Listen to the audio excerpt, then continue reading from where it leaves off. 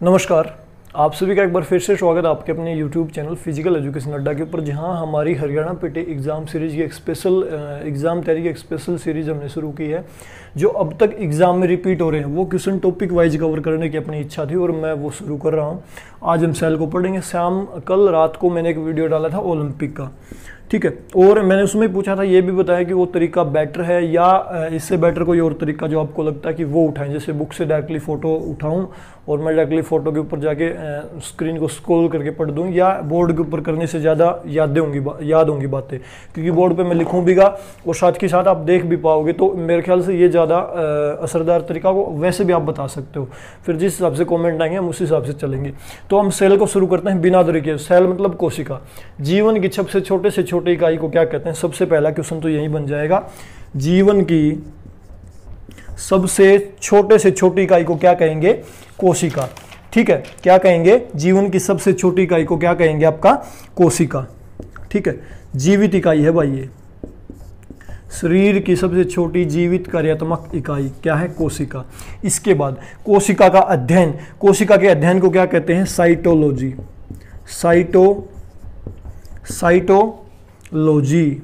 Cytology. कोशिका के अध्ययन को क्या कहते हैं? साइटोलॉजी। अब समझो एक बात को, सबसे पहले कोशिका बनेगी भाई, सबसे पहले कोशिका, फिर क्या बनेगा? उत्तक। ठीक है, फिर बनेगा आपका संस्थान। ये सीक्वेंस याद कर लेना।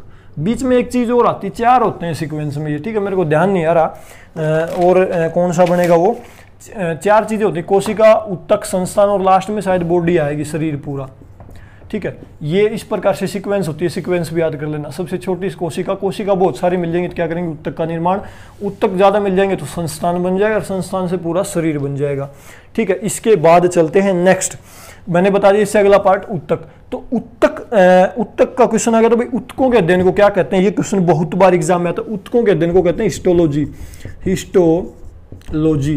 उत्तक के अध्ययन को क्या कहेंगे? हिस्टोलॉजी। कोशिका के अध्ययन को साइटोलॉजी, उत्तक के अध्ययन को हिस्टोलॉजी। और जीवन की सबसे छोटी इकाई क्या? आपकी कोशिका। इसके बाद इससे रिलेटेड जो क्वेश्चन और आ सकता है, कोशिका जो है बहुत, कोशिका के अंदर भी बहुत सारे पार्ट होते हैं, ऐसे गोल गोल बनी होती है, इसमें अलग अलग चीजें होती हैं। इसके बाहर से एक परत होती है जो इसके अंदर की चीजों को अंदर स्टोर रखती है। तो बाहर वाली परत कई बार पूछ लेते हैं, वो कौन सी होती है? आपकी plasma membrane.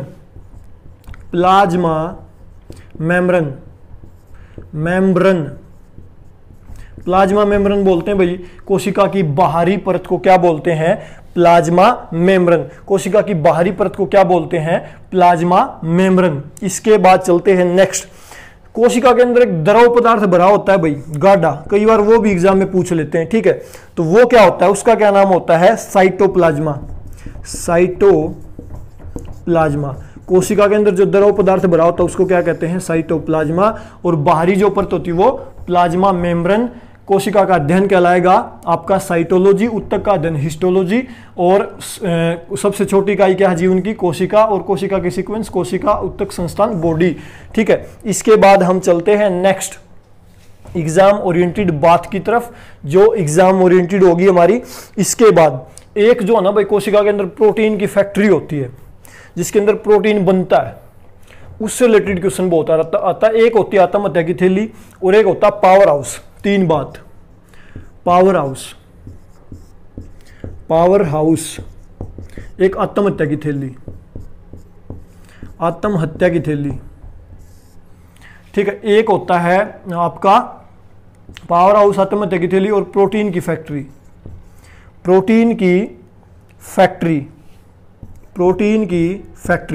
Power house mitochondria.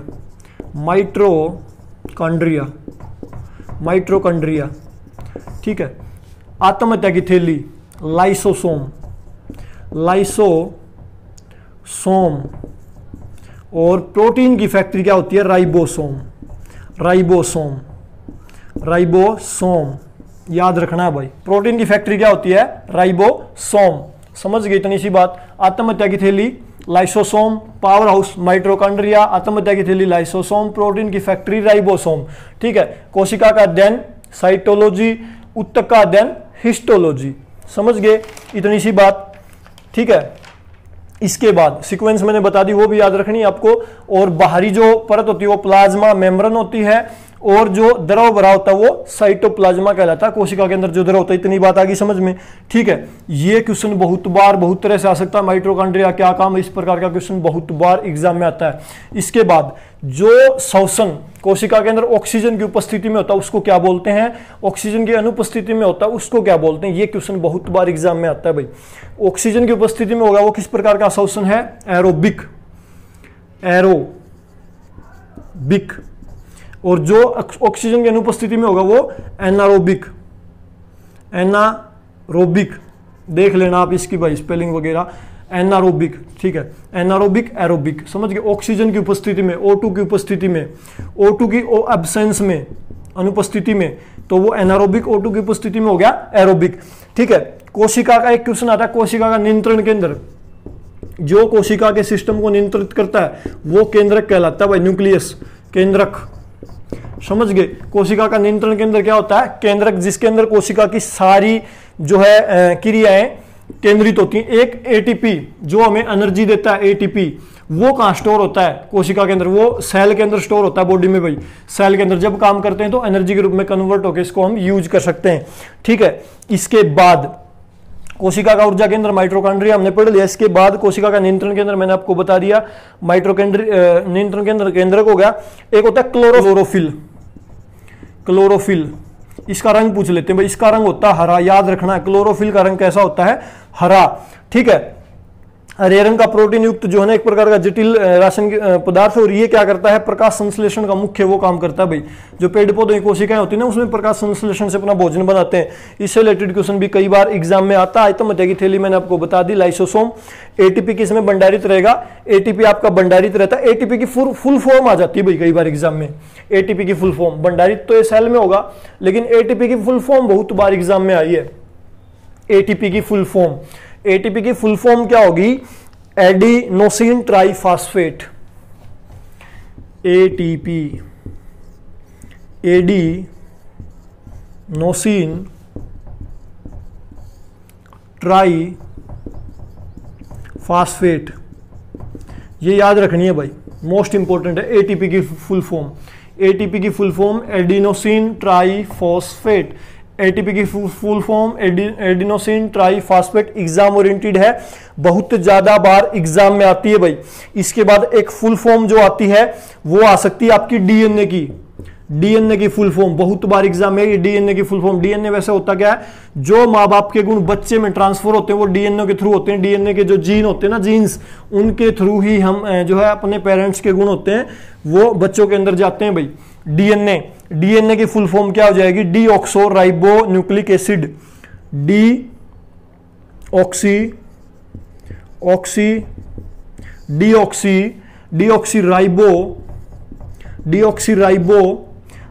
Ribo nucleic acid, ठीक है, nucleic acid, deoxyribonucleic acid. और एटीपी क्या था आपका, एटीपी क्या था, एडिनोसिन ट्राइफॉस्फेट। ये क्या है, deoxy ribo nucleic acid, DNA की फुल फॉर्म, ठीक है, डीएनए की full form deoxy ribo nucleic acid. समझ गए इतनी सी बात। इसके बाद एक जो ह्यूमन ग्रोथ होती है ना उसको प्रभावित करने वाले कारक पूछ लेते हैं कई बार। ह्यूमन जो ग्रोथ होती है वो किसके ऊपर निर्भर करती है, तो ह्यूमन ग्रोथ में भाई आपकी डाइट भी आएगी, खाना कैसा खाते हो, इन्वायरमेंट, आप कैसे इन्वायरमेंट में रहते हो, आपका डीएनए कैसा है, पेरेंट्स से आपके गुण कैसे हैं, इस प्रकार के पॉइंट सारे आ जाएंगे जो हमें प्रभावित करें, ठीक है, जो व्यक्ति की ग्रोथ को प्रभावित करते हैं, ठीक है। इसके बाद जलवायु, किस प्रकार की जलवायु में आप रहते हो। क्रोमोसोम होते हैं भाई, क्रोमोसोम जो जीन्स के द्वारा आते हैं हमारे अंदर, क्रोमोसोम। कई बार क्रोमोसोम के जोड़ों में संख्या पूछ लेता है और क्रोमोसोम की संख्या पूछ लेता है। अगर जोड़े पूछे तो 23 जोड़े, अगर टोटल संख्या पूछे तो 46, ठीक है। क्रोमोसोम होते हैं जो माता पिता से जो जीन्स मिलने होते हैं वो इन्हीं के द्वारा हमारी बॉडी में आते हैं, क्रोमोसोम के द्वारा ही। 23 जोड़े ह्यूमन बॉडी में होते हैं और सिंगल वे में पूछे तो 23 गुणा 2 46 हो जाएंगे भाई, ठीक है। ये क्वेश्चन भी बहुत बार एग्जाम में आता है, हमें पता होना चाहिए, ठीक है। इसके बाद व्यक्तिगत भेद कई बार पूछ लेता है, व्यक्तिगत विभेद किस कारण से, जैसे इंडिविजुअल डिफरेंसेस होते हैं ना, उससे रिलेटेड क्वेश्चन भी बहुत बार एग्जाम में आता है भाई। व्यक्तिगत भेद, व्यक्तिगत भेद के क्या कारण है? तो इसके कारण है भाई मुख्य दो, आपका आनुवंशिकी, वंशानुक्रम, वंशानुक्रम और आपका वातावरण। इन दोनों के इफेक्ट से जो है ना इंडिविजुअल डिफरेंसेस होते हैं। इंडिविजुअल डिफरेंसेस कैसे? स्कल में अंतर है, जैसे किसी के फिजिकल फिटनेस में अंतर है भाई, कोई किसी की पर्सनालिटी कैसी, किसी की बोलचाल कैसी है, ठीक है, सारे इस प्रकार से, किसी का व्यवहार कैसा, ये किस प्रकार से होते हैं आपके पेरेंट्स के ऊपर भी डिपेंड करेगा, और आप किस इन्वायरमेंट में पले बड़े हो वो भी आपके ऊपर डिपेंड करता है, सारा वातावरण के ऊपर, ठीक है। इसके बाद एक कलर ब्लाइंडनेस होती है भाई, इससे रिलेटेड क्वेश्चन बहुत बार आता है, आपके एग्जाम के लेवल की बात बता रहा हूं सारी मैं। वर्ण रंग वर्णता, या मैं कहूं कलर ब्लाइंडनेस, कलर ब्लाइंडनेस, इसके जो मरीज होते हैं उनको कौन कौन से कलर पहचानने में दिक्कत होती है? लाल और हरा, लाल एंड हरा रंग पहचानने में इनको दिक्कत होती है। लाल और हरा रंग जो है, हमारा लाल रंग ओलंपिक के जो छल्ले होते हैं वो किसका प्रतिनिधित्व करता है? अमेरिका का, और हरा रंग करता है ऑस्ट्रेलिया का। मैंने बताया था ना, ऑस्ट्रेलिया जिसके अंदर खेती होती है, बड़े बड़े खेत हैं, हरियाली रहती है। अमेरिका मैंने बताया था, चारों की हमने ट्रिक याद कर ली थी, लाल बच गया, बोला अमेरिका का बच गया, ठीक है। इसके बाद इससे नेक्स्ट क्वेश्चन क्या आ सकता है? कलर ब्लाइंडनेस का हमारा हो गया। एक रोग होता है हीमोफीलिया भाई, हीमोफीलिया, उसमें किस प्रकार की समस्याएं होती हैं? हीमोफीलिया जो है किस प्रकार का रोग होता है? हीमोफीलिया, इसमें जो है ये रोग हो गया ना भाई, उसमें रक्त का थक्का नहीं जमेगा, खून बिल्कुल पतला हो जाएगा, रक्त का थक्का नहीं जमता चोट लगने के बाद अगर किसी को हीमोफीलिया नामक बीमारी हो गई तो। और ये बात याद रखनी, ये आनुवंशिकी रोग है भाई, आनुवांशिकी रोग है, मतलब पेरेंट्स में किसी के हैं तो ये बच्चे में भी जाएगा। हीमोफीलिया आनुवंशिकी रोग है जिसमें रक्त का थक्का नहीं जमता। इसके बाद आनुवंशिकी के पिता भाई, बहुत बार एग्जाम में आता, आनुवंशिकी के पिता कौन है? आपके पिता है मेंडल भाई, जॉन मेंडल आनुवंशिकी के पिता। इन्होंने बताई थी कि किस प्रकार से डीएनए वनए जो है ट्रांसफर होता है। एक बच्चे का लिंग निर्धारण किसके ऊपर डिपेंड करेगा? पिता के गुणसूत्रों के ऊपर, पिता के गुणसूत्रों के ऊपर डिपेंड करेगा बच्चे का लिंग, वो लड़का है या लड़की है। क्यों? पिता से जो गुणसूत्र मिलते हैं XY और मम्मी से मिलते हैं XX। अगर XX मिलते हैं तो क्या बनता है आपका? लड़की। अगर XY मिलते हैं तो क्या बनता है? लड़का। तो ये किसके ऊपर डिपेंड करा? पिता के गुणसूत्र के ऊपर डिपेंड करता है बच्चे का लिंग निर्धारण। समझ गए?